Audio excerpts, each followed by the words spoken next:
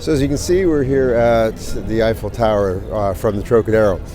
Again, probably the most photographed monument in the world. Definitely the most visited monument in the world. So again, don't make me prove that, but we'll just go with that. Anyway, this is probably one of the spots where you're going to see the most pictures from.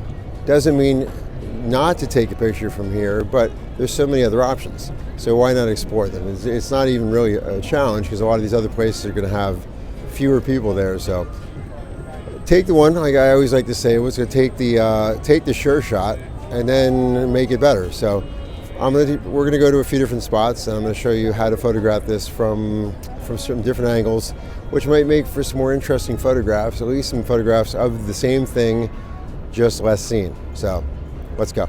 All right, let's start with Old Faithful. Don't be afraid to get people in it. Again, sometimes I think a lot of people end up trying to hope that everybody will go away when you know they won't. So instead of just hoping for that, just take a number of shots. And you can see how these people are kind of walking into the frame. So they're walking into and filling up the dead spots. Do that.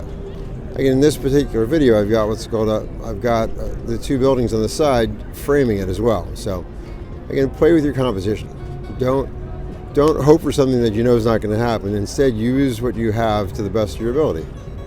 Don't be afraid to go low.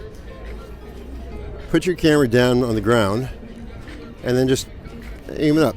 Even if you can't see what it's doing, all you have to do is check it afterwards, and you can just recompose it.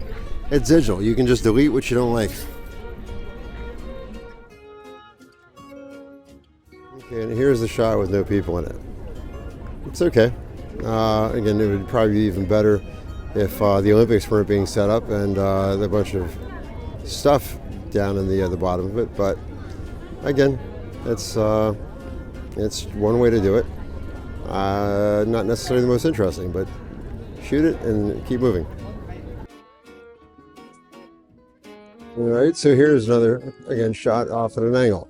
Again, I'm kind of partial to angles, so this would be, and I would go with this one before the upstairs one, but just another option.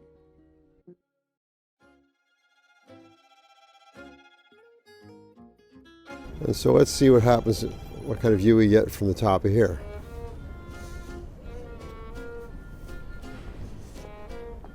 Maybe I won't bore you with the entire walk, but I'll show you from when we get to the top.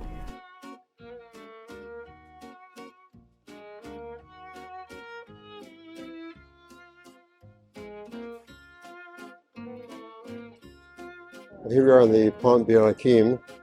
For those of you that are Christopher Nolan fans, this was the bridge used in Inception.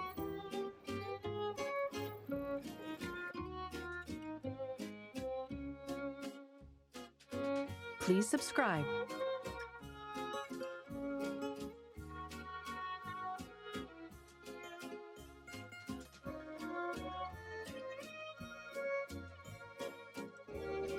All right, now here's one of my favorite things.